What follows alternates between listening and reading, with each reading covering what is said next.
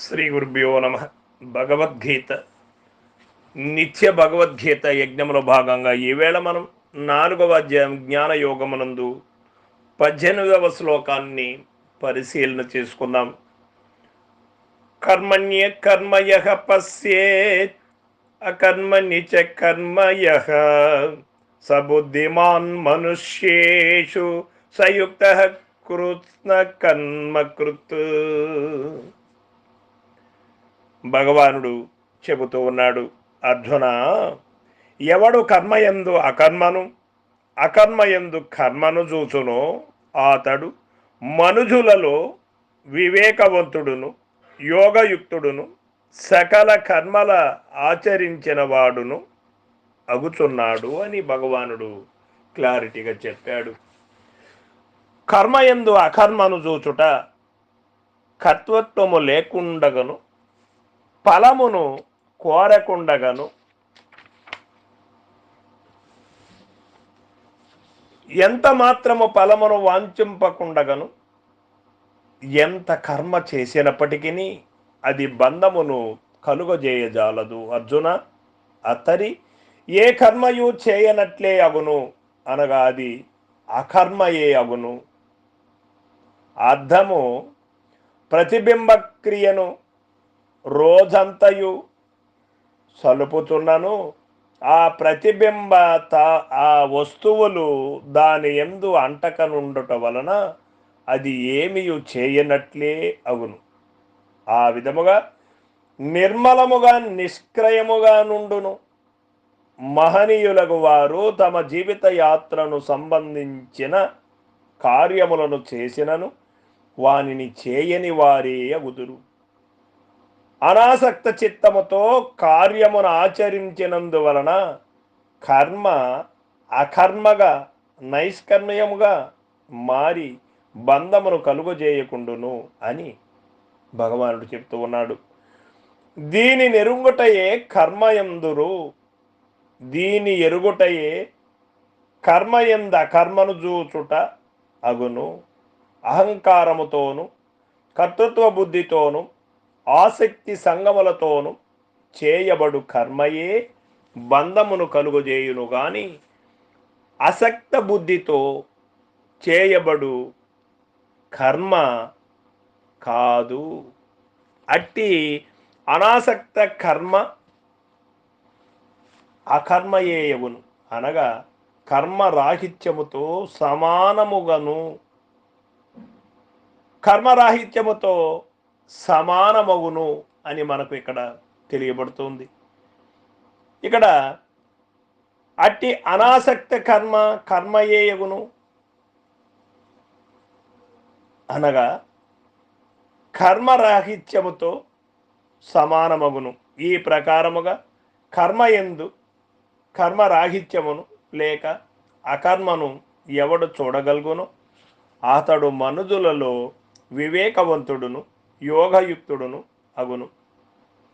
అతడు క్రమముగా నిష్కామ కర్మమును అవలంబించుట ద్వారా చిత్తశుద్ధిని ఆత్మస్థితిని బడయుట వలన జీవిత లక్ష్యమును సాధించిన వాడొకటచే సకల కర్మముల యొక్క ఫలమును పొందినట్లయినది.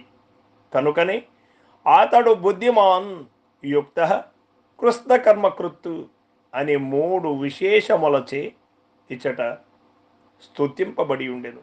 అట్లుగాక కర్మ అసలే చెడ్డది, అది పనికిరాదు, ఏ రూపముననున్నను అది బంధమే అని తలంచువారు కర్మయందు అకర్మను చూడలేని వారు అని మనకు తెలియబడుతుంది.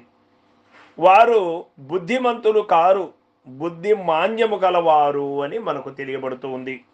అకర్మయందు కర్మను చూచుట అనగా కొందరు వాసనాసహితులై ప్రకృతి గుణములేవియు తొలగకనే దేహేంద్రియాదులచే కర్మలను పరిత్యజించి ఏ పనియు చేయక సోమరులుగా ఉందురు. అట్టి వారి అకర్మ యందు మహాబంధకరమగు కర్మ ఇమిడి ఉన్నది. పైకి కర్మ చేయకపోయినను మనస్సుతో వారు కర్మ చేయుచునే ఉన్నారు. ఇంద్రియములు చెలింపకుండాను మనస్సు సంకల్పములు వాసనలు చెలించుతూనే ఉన్నవి కదా. శరీరము ఒక చోట నిశ్చలముగా నిష్క్రయముగా నున్నను మనసు ముల్లోకములను చుట్టుచూ వచ్చుతున్నది కదా. అట్టి వారి అకర్మయందు బంధభూతమగు కర్మ అంతర్భూతమయ్యున్నది. ఇట్లెరుంగుటయే అకర్మయందు కర్మను చూచుటయును. బంధమును బంధరాహిత్యమును నిర్ణయించునది వాసనలు అహంభావము మనస్సే కాని ఇంద్రియములు దేహము కావని గుర్తిరుంగవలెను. ఒకవేళ కర్మేంద్రియములను బిగబట్టి చిత్తముతో అన్ని కర్మలు చేయుచున్నచో అది మిథ్యాధారమే యగునని క్రిందటి అధ్యాయములో భగవానుడు తెలిపి ఉన్నారు.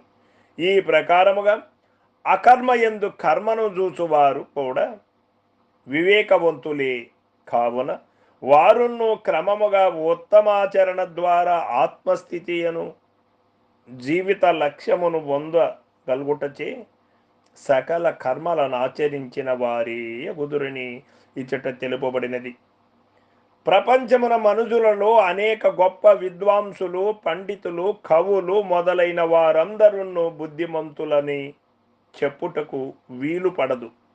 యాలయనగా సత్యము నెరుంగగలుగువాడే బుద్ధిశాలి.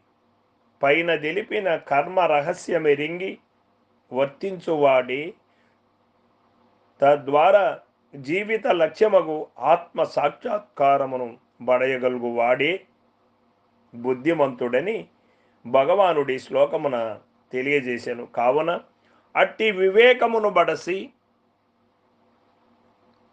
ఉత్తమాచరణ కలిగియుండుట శ్రేయస్కరము అని మనకు ఇక్కడ భగవానుడు తెలియచేస్తున్నాడు. మనుషులలో బుద్ధిమంతుడు ఎవడు అంటే కర్మయందు అకర్మయందు కర్మను చూడగలుగువాడు అని.